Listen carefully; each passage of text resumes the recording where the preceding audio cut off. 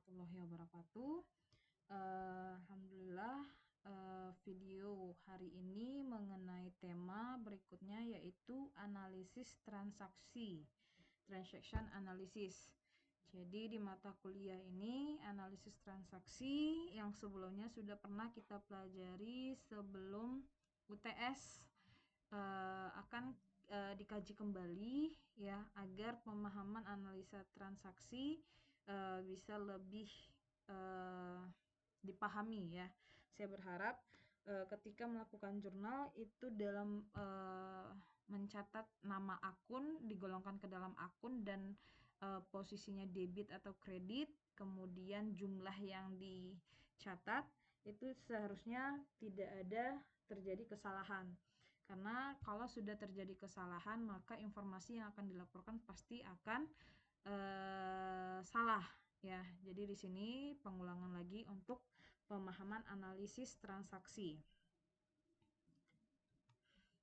Jadi transaksi ya itu peristiwa atau suatu transformasi bisnis yang terjadi kesepakatan bersama baik dari pihak perusahaan dengan pihak di luar perusahaan ya. Bisa pihak internal dengan pihak internal, bisa. Contohnya apa? Bayar gaji karyawan. Jadi baik dari pihak, jadi transaksi tidak bisa terjadi satu pihak, itu ada dua pihak ya. Nah, lebih dari dua juga bisa ya. Misalnya contoh beli gedung tapi cicil ke bank. Nah, itu ada pihak ketiga. Nah, jadi bisa saja lebih dari satu dua pihak. Nah, kemudian transaksi mempengaruhi penambahan atau pengurangan dari suatu elemen di dalam laporan keuangan. Ya. Jadi entah ada yang bertambah aset atau aset berkurang, modal bertambah atau modal berkurang, hutang bertambah atau hutang berkurang, pendapatan bertambah, beban bertambah, ya, prefer bertambah, ya. Jadi elemen-elemen keuangan ini yang dimaksud adalah akun-akun, ya. Transaksi yang sudah digolongkan ke dalam satu akun dan akun itu berdampak menambah atau mengurangi. Ya, nilainya jadi bertambah atau nilai tersebut jadi berkurang. Ya, itulah inti dari kegiatan transaksi. Jadi di dalam mencatat transaksi dibutuhkan bukti. Ya, jadi transaksi tidak ada bukti maka tidak valid. Ya, kalau tidak valid maka diragukan terjadi kecurangan. Ya, maka harus ada bukti transaksi. Ya, bukti tertulis seperti bond, kwitansi, faktur, ya, nota, bukti tertulis yang bahwasannya valid di situ ada mungkin berupa materai atau berupa stempel tokonya ya, agar bukti tersebut lebih valid. Nah, kemudian pencatatan hanya berdasarkan bukti. Ini yang dibilang di awal bahwasannya ketika dicatat transaksi tapi buktinya tidak ada, maka akan diragukan apakah transaksi tersebut betul-betul terjadi atau tidak. Ya, nah sebagai ini ngaruhnya nanti ke etika profesi. Ya, etika profesi akuntan ketika melakukan pencatatan transaksi harus berdasarkan bukti. Karena jikalau ditemukan ada pencatatan tetapi tidak ditemukan bukti, maka bisa diragukan bahwasannya transaksi tersebut dibuat-buat ya. Misalnya terjadi transaksi pengeluaran kas untuk beli barang A. Buktinya bukti kwitansinya nggak ada, kemudian barangnya juga dicek nggak ada. Ya, ini kalau kita kaji dari segi audit, nah maka ada terjadi kecurangan. Maka dibutuhkan bukti transaksi untuk melakukan pencatatan. Oke, analisa transaksi. Nah, masuk ke analisa. Apa tujuannya menganalisa transaksi? Pertama, agar mengetahui transaksi yang sebenarnya bagi perusahaan. Jadi, ketika ada dokumen bukti tadi, akuntan akan menganalisa dokumen itu terkait tentang apa, elemen keuangan tentang apa. Misalnya ada faktur pembelian kertas 1 rim. Nah, kertas 1 rim, kas membayar, ya, kemudian barangnya udah diterima, ini bukti pembelian barangnya, ya, pembelian barang. Nah, ketika dilihat ini barang yang dibeli untuk apa? Oh, barang dibeli untuk digunakan kegiatan usaha, bukan untuk dijual kembali. Kalau digunakan untuk kegiatan usaha, maka akuntan harus mengkelompokkan, ya, dikelompokkan ini jenis transaksi yang seperti apa. Diklasifikasi. Oh, ini transaksinya berhubungan dengan perlengkapan. Nah, maka pembelian barang dari bukti tadi dicatat sebagai perlengkapan bertambah. Nah, karena belinya tunai, ya, kan berdasarkan bukti tadi belinya tunai, maka elemen keuangan perusahaan kita ada lagi yang berhubungan dengan uang tunai. Uang tunai diklasifikasi di dalam akun dinamakan dengan akun kas. Nah, kas ketika membeli suatu barang dengan uang tunai, maka kas kita jadi berkurang, kas perusahaan berkurang. Nah, perlengkapan bertambah, kas berkurang. Berapa total nilai angka yang ada di dokumen? Maka dicatat sebesar yang ada di dokumen tersebut. Kemudian tujuannya menganalisis juga ini memastikan dampak transaksi bagi keuangan perusahaan. Dampaknya bagaimana? Menambah atau malah mengurang, ya. Jadi untuk memudahkan cara pencatatan, jadi mencatat, sebelum mencatat perlu poin utama adalah menganalisis, ya. Jadi sebagai akuntan tidak hanya mencatat yang diperlukan di awal, tapi juga perlu dalam memahami jenis dokumen transaksi sehingga bisa dalam melakukan pencatatan, yaitu menganalisa terlebih dahulu. Ya, menganalisa ini kalau udah transaksinya sering terjadi bakal nggak akan susah, ya. Oh, ini transaksi yang sering terjadi, mungkin transaksi yang satu kali terjadi dan kalian perlu melakukan analisa lebih dalam. Contoh, mungkin yang jarang terjadi itu misalnya pinjam uang ke bank, perusahaan tiba-tiba kolaps, supaya tetap bertahan pinjam uang ke bank.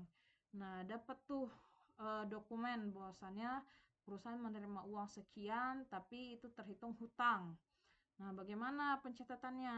Nah, maka dilakukan analisa lebih dalam ketika minjam uang ke bank, ya, maka udah pasti namanya minjam uang, utang bertambah. Nah, uang bertambah, utang bertambah. Uang bertambah dari bank, maka uang diklasifikasi kas, kasnya bertambah. Nah, utangnya bertambah dikarenakan hasil minjam uang, maka utang bertambah, kas bertambah, utang bertambah. Ya, udah dianalisa, dilakukanlah pencatatan. Jadi emang sebelum melakukan pencatatan perlu lebih dalam, itu adalah menganalisa transaksi. Jadi cara menganalisa itu pertama dilihat dari bukti. Jadi harus betul-betul teliti membaca keterangan bukti. Ya, mungkin nanti ada contoh soal bukan berupa bukti, mungkin berupa kata-kata. Nah, pahami kata-kata yang ada di soal. Misalnya, dibeli barang dengan termin 2/10 N/30 seharga 3 juta. Dibeli barang dagangan, ya.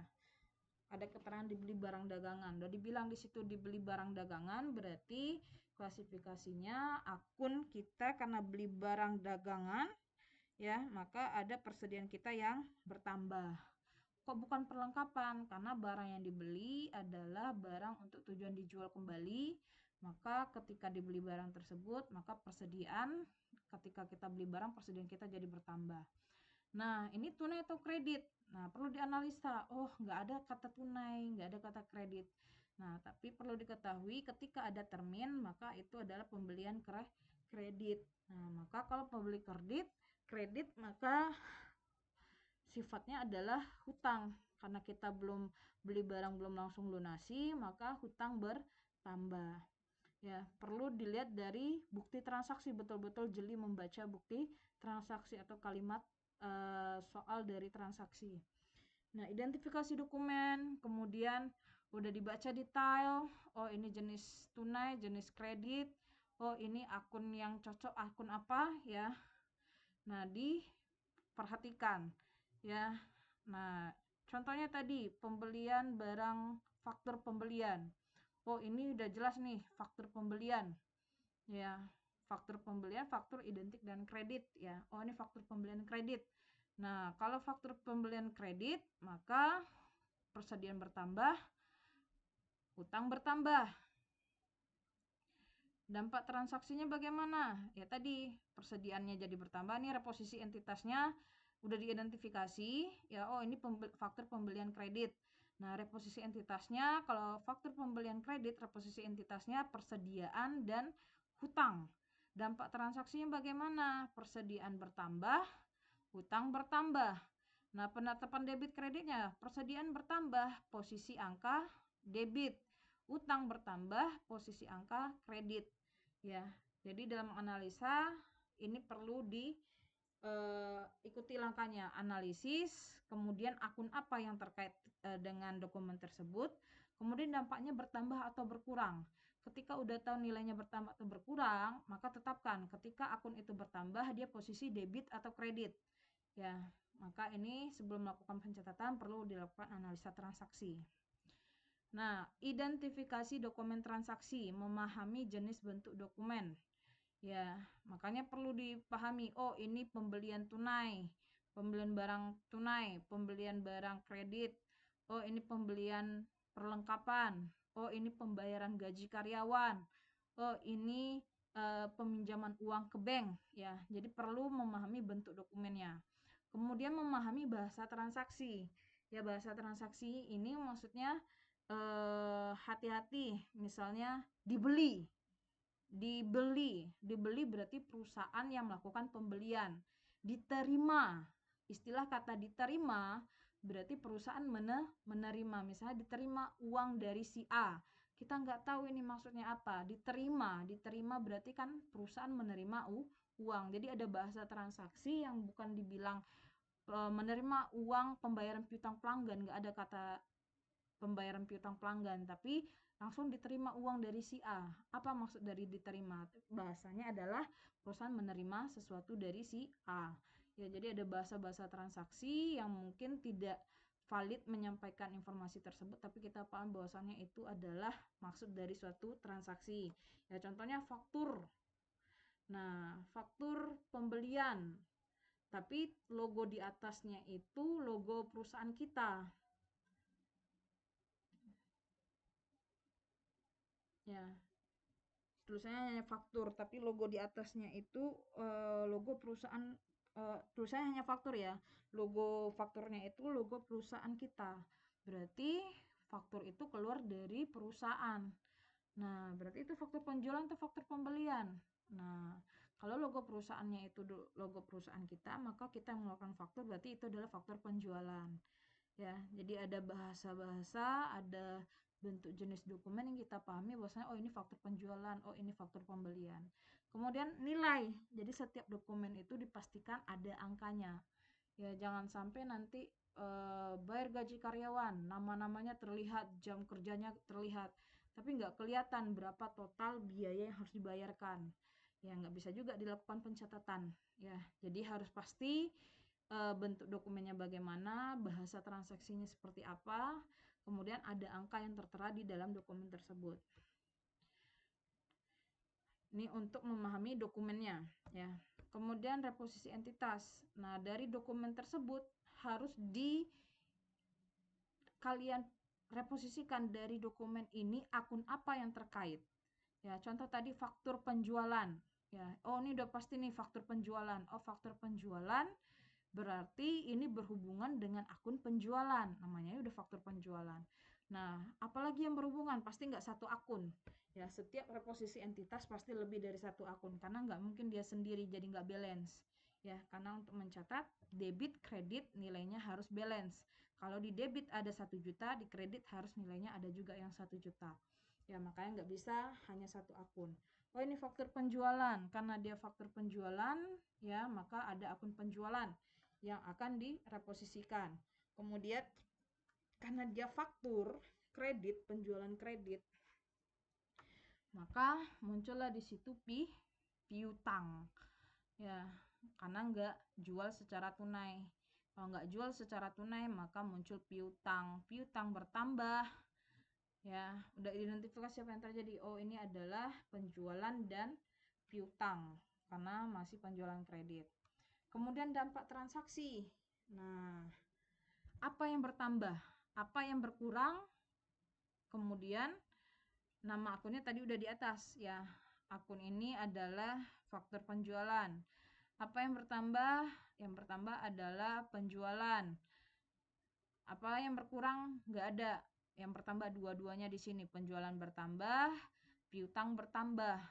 Nah, udah ditetapkan nama akunnya, penjualan dan piutang itu nilainya sama-sama bertambah. Nah, bagaimana asasnya? Piutang itu adalah aset. Aset ketika bertambah posisi debit. Ya, maka piutang letaknya di debit. Penjualan itu sendiri ya. Golongan akunnya adalah penjualan. Penjualan ketika bertambah dia posisi kredit. Ya, jadi tetapkan memahami asas debit kredit ini ada yang udah pernah saya ajarkan di kelas ya. Aset boleh dicatat ya, aset beban privilege itu ketika nilainya bertambah maka akan didebit. Kebalikan dengan hutang, modal, pendapatan atau penjualan ketika bertambah nilainya di kredit. Itu asasnya. Ya. Nah, kemudian karena piutang itu merupakan salah satu dari aset, maka piutang itu ketika nilai bertambah kita letakkan debit. Nah, sedangkan penjualan itu ya nilainya bertambah letakkan kredit, maka penjualan letaknya kredit. Maka balance yang di debit ada, yang di kredit ada. Jadi dalam mencatat transaksi jurnal pasti ada yang akun yang di debit, akun yang di kredit. Ya. Nah, itu penjelasan yang saya sampaikan. Ini ada materi tambahan yang saya berikan.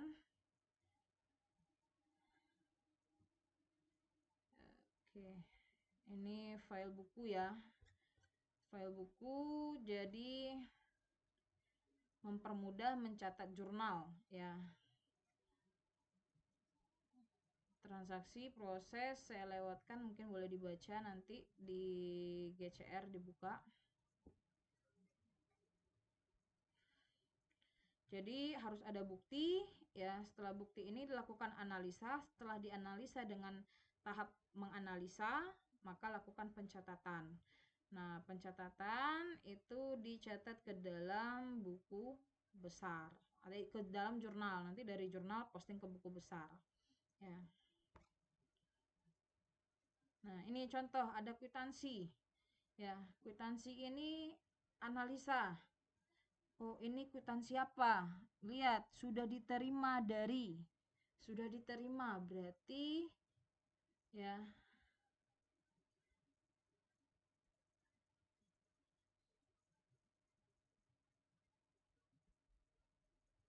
Ini berapa jumlahnya nih? Oh, ini ada 2.400.000. Angkanya ada ya, diterima uang dari Anggara.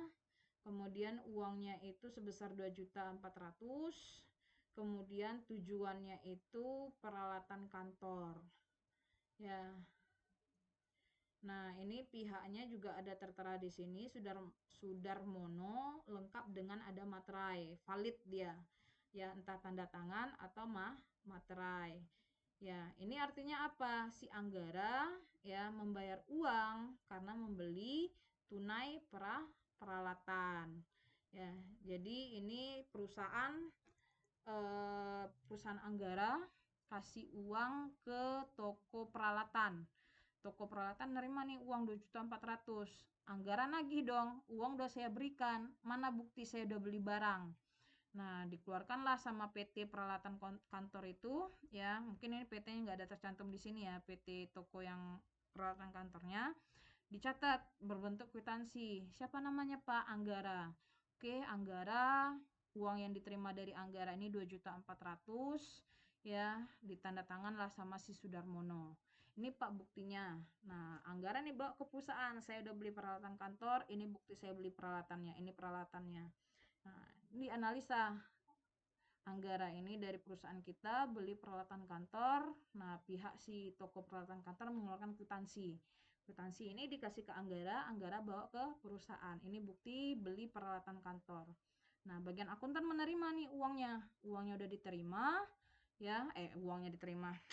Kwitansinya diterima, kemudian dianalisis. Oh iya, udah beli barang, keluar uang 2.400.000. Nah, dicatat. Oh, ini kwitansi untuk beli peralatan kantor tunai, ya kan? Udah dianalisis, udah dokumennya, udah ada angkanya jelas, ya. Maka di sini, ya, udah jelas ini adalah menjual peralatan kantor secara tunai, ya. Maka kalau beli peralatan kantor secara tunai, ini kalau dari si pihak Sudarmono ya. Kalau dari pihak si Anggara, ya. Oh, ini dari pihak si Sudarmono. Kalau dari pihak si Anggara itu dia membeli tunai, maka kalau dia beli tunai, kas dia berkurang, peralatannya bertambah, ya. Ini kalau dari pihak si Sudarmononya, dia menganggap bahwasanya dia jual barang. Jual barang berarti kas si Sudarmono bertambah, ya, alat kantornya berkurang atau persediaan yang dia jual berkurang. Ya, persediaan jadinya bagi si Sudarmono. Oke. Nah, ini ada dua pihak, ya, biar kelihatan. Dua pihak ini adalah